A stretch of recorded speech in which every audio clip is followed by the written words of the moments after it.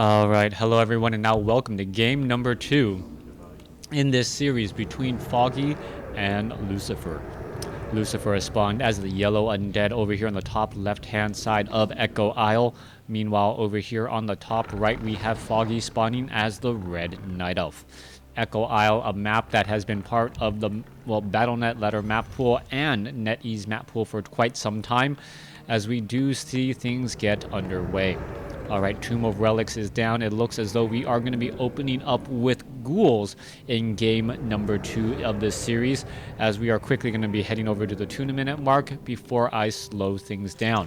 Now, Ancient of War tanking that damage off the 333 creep camp. Demon Hunter should be popping out here in just a moment, and Ghoul just causing a little bit of harassment, as Foggy has yet to really wall off his base. We're going to be seeing the Death Knight now make its rounds out here in just a moment. Slight delay on the Altar of Darkness, as the ghouls are now just clearing out this creep camp here. Death Knight picking up the Rod of Necromancy. Looks as though he is going to try and do more harassment, and as opposed to doing creeping of his own.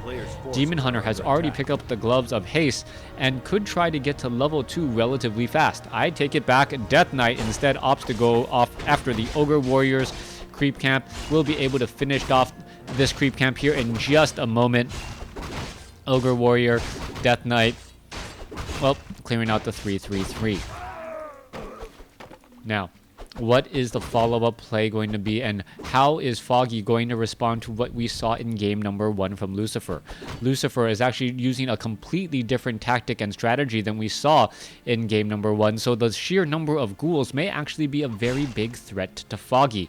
Skeletal minions, in addition to the Rod of Necromancy, generating 2 additional more summonable units, does end up becoming a problem. The Death Knight should be able to get in front of some of these units here and start causing some padding issues.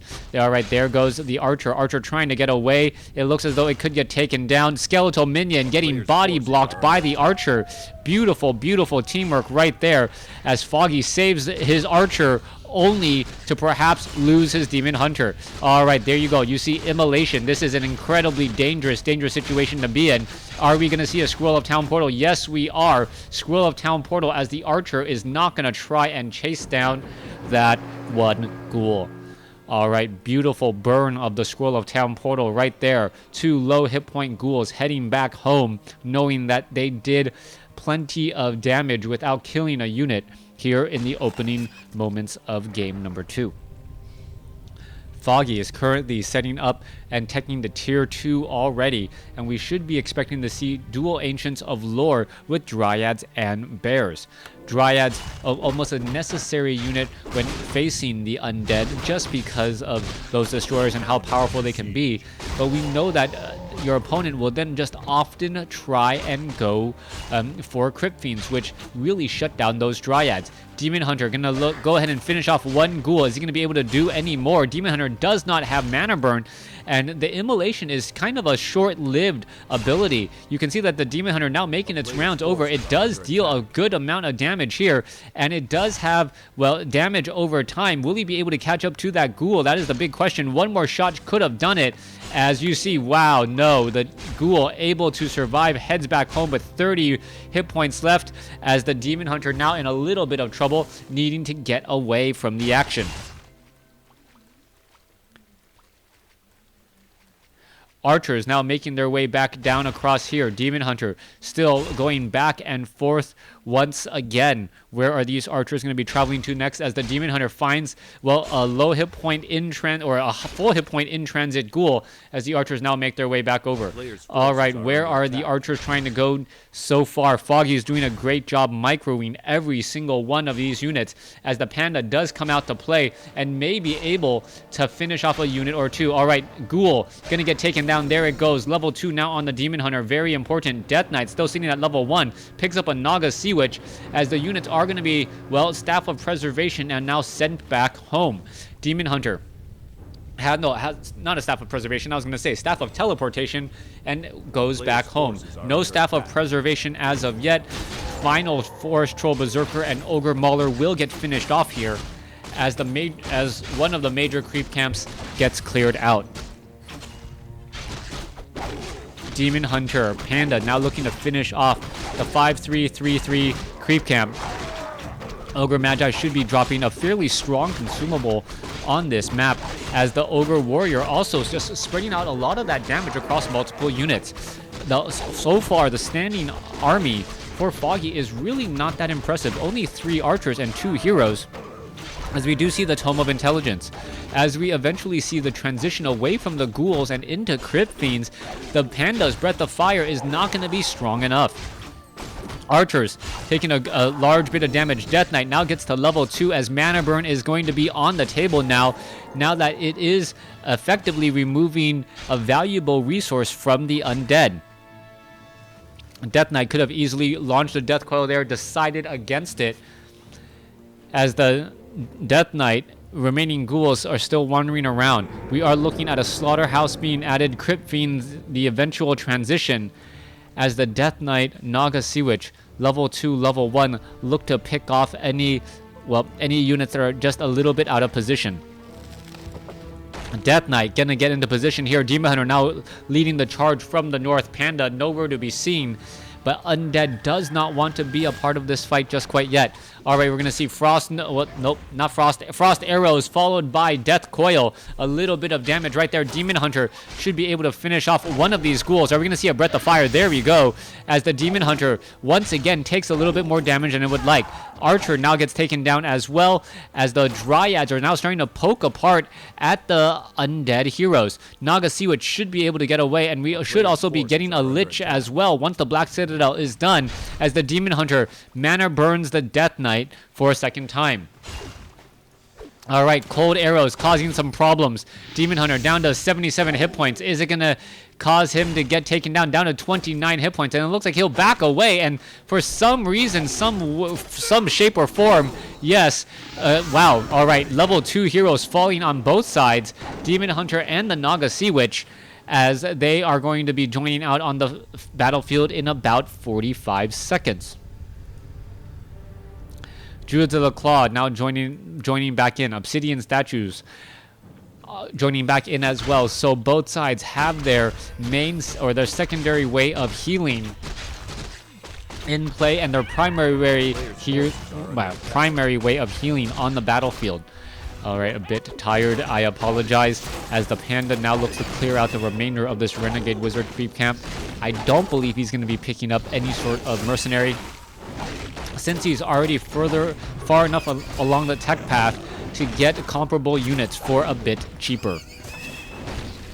Druid of the Claw now looking to finish off the Renegade Wizard. Meanwhile, back down across here, Death Knight sitting at level 2. I don't see the Naga Sea Witch or the Naga Sea Witch or the Lich at this point, so this means the Death Knight will in fact be able to get to level 3. However, he does lose a ghoul right there, as the Forest Troll Trappers finish off another unit. All right, Adepts. All right, Staff of Teleportation coming across from the Demon Hunter. Demon Hunter going after all these units. Panda now looking to back off, as he's already sitting at level 3. Hold on one moment. As the Demon Hunter now goes after the Forest Troll Trappers. Shade keeping track of all of these units here, as the Druids of the Claw should be going in the Druid form in just a moment. Meanwhile, clearing out the Murloc creep camp here should give a very high-level tome. Not quite sure what it was in this particular instance. It looks like, well, no, it could just be a +1 tome. Doesn't look like it was experienced, as the Panda now in a bit of trouble. All right, there's a Breath of Fire. No Drunken Haze, though, to add to it, as the Demon Hunter now clearing out the remainder of this Murloc Nightcrawler creep camp. 10 minutes, 20 seconds into this game. Nightfall going to take place in about 30 seconds now. Or 30 seconds to a minute. As the Death Knight still trying to clear out these creep camps. Panda still causing problems with Breath of Fire and trying to just deal damage across the board. All right, background noise is very, very distracting at my house right now, as the Panda once again comes across with a Breath of Fire and but for some reason doesn't engage with the Dryads. That Breath of Fire is just going to be completely mitigated by the Obsidian Statues, as the Demon Hunter is now in that front line. Demon Hunter in a little bit of trouble. Is he going to be able to escape? Down to 86, down to 72 hit points. Death Coil, and there he goes. One Crypt Fiend is down, though. Are more Crypt Fiends going to get taken down as well, as the level 3 Demon Hunter gets taken out at the cost of 2 Crypt Fiends. So far, continuing the fight here, you can see damage is being added up. Anaconda, the Naga Sea Witch, may end up getting taken down, but the Bear is gonna go ahead and get destroyed as well. Staff of Teleportation, Demon Hunter is now back in the fight, ready to go after the units here. And what is going to be happening next? Down to, well, Frost Nova'd, and he had a potion of invulnerability that he simply did not use. Not quite sure why. Beautiful Death Coil at the last possible moment. 400 hit points, as Foggy is letting this game slip away from him. All right, Dryads now trying to get away. Crypt Fiends in full chase. There is another rejuvenation. The Crypt Fiends are going to try to get a shot off. No, decides against it, as we do have an expansion in by Foggy, who is now attempting to entangle this bottom right gold mine. Death Knight now looking to get to level 4. Naga Sea Witch as at level 2 alongside that Lich. Naga Sea Witch may get to 3 here, but we once again see a Creepjack. No heroes in this mix, though. So without those heroes, all of a sudden that Creepjack, which looked like a potential game changer, just looks better for Lucifer, as Lucifer is now just remassing up his army. Now the problem is going to be the low hit point nature of these Obsidian Statues. We may actually see an Acolyte be trained up and pulled off of the Haunted Gold Mine in order to heal these Obsidian Statues back up. Or we could see the Destroyer form getting finished, and then the Death Knight just bothering to Death Coil those Destroyers after they transform. Alright. Overall army supply is now 60 over 70 compared to 55 over 70. Foggy needs to do a lot of extra work in order to make this game last long and make that expansion really worth it. You can see that the Murlocs are all just walking back and forth trying to get away. There you go, going to finish off the remainder of those creep camps. There goes one, there goes another. Tome of Strength now picked up as the expansion is currently mining away. Alright, so far has gotten about 30 seconds of mining in. Not really worth it at all. Needs to wait another 2 minutes or so, as the Death Knight now sits at level 4. Frostworm doing an easy time finishing off the Gargantuan Sea Turtles. You can see slowing it down, taking a good chunk of hit points every time it attacks, even though it does attack slowly. Death Knight now with Ring of Regeneration, ready to lead the charge, with a 67 over 70 supply army compared to 59 over 70.